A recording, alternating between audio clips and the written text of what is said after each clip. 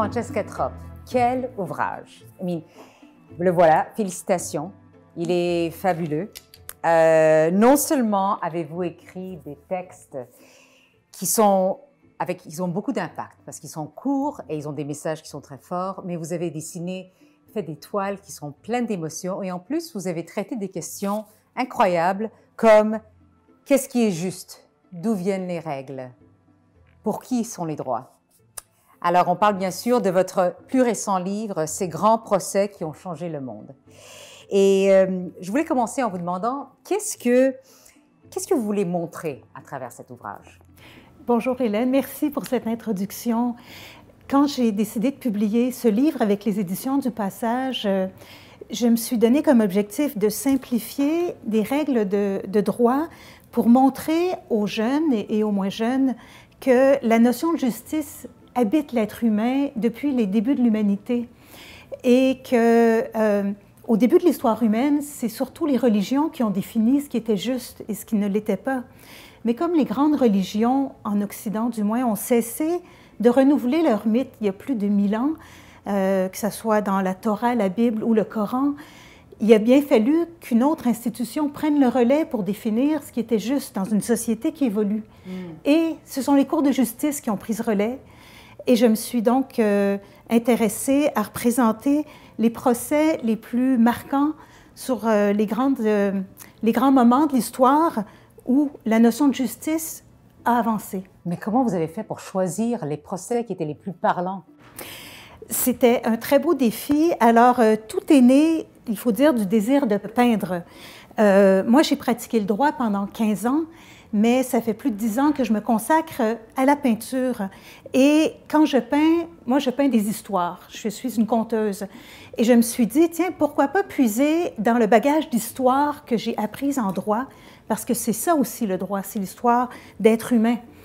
Et j'ai commencé par peindre les tableaux qui se rapprochaient de mon histoire. J'ai commencé par Nuremberg et Dreyfus, parce que mon père est né au début du siècle dernier en Belgique et c'est un des derniers survivants de l'Holocauste. Presque toute sa famille a été exterminée pendant l'Holocauste. Alors, c'était une histoire personnelle que je représentais. Oui.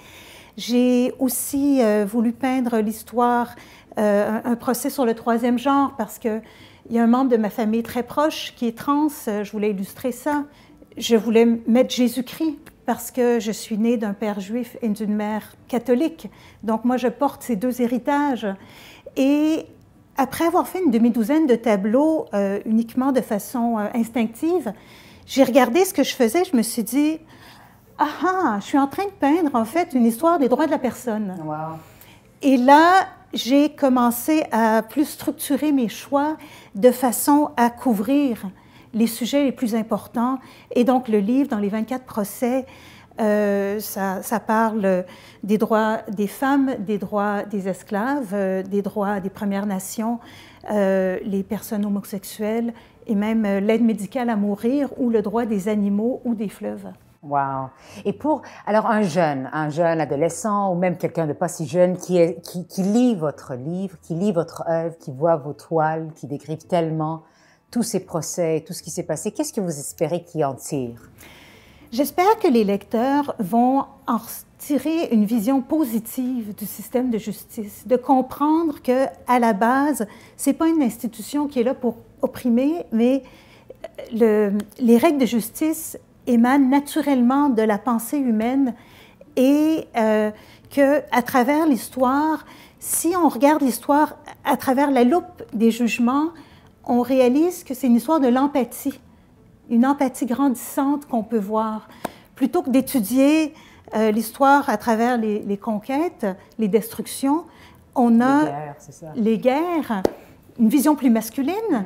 On a ici une histoire de moments où des individus ont été réclamés justice devant des tribunaux et souvent, à leur insu, leur cause les a dépassés, c'est devenu plus grand qu'eux et ils ont fait changer le regard de la société pour permettre à plus de gens de vivre leur identité. Wow, je trouve ça fascinant. Francesca Trop, quel travail vous avez fait?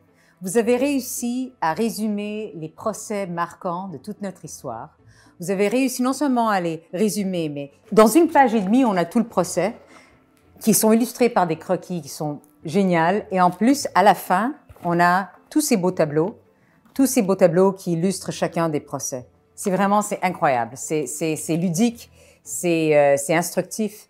Et je pense que tout le monde, jeune et pas jeune, vont beaucoup apprécier votre travail. Et vos tableaux, j'invite tout le monde à vraiment aller sur votre site web. Est-ce que vous pouvez nous dire? C'est très simple, c'est mon nom, www.francescatrop.com. Alors, je vous invite tous à aller sur le site web de Francesca pour voir ces beaux tableaux et voir tout le travail qui a été fait. Merci, c'était vraiment mon plaisir. Merci beaucoup, Hélène.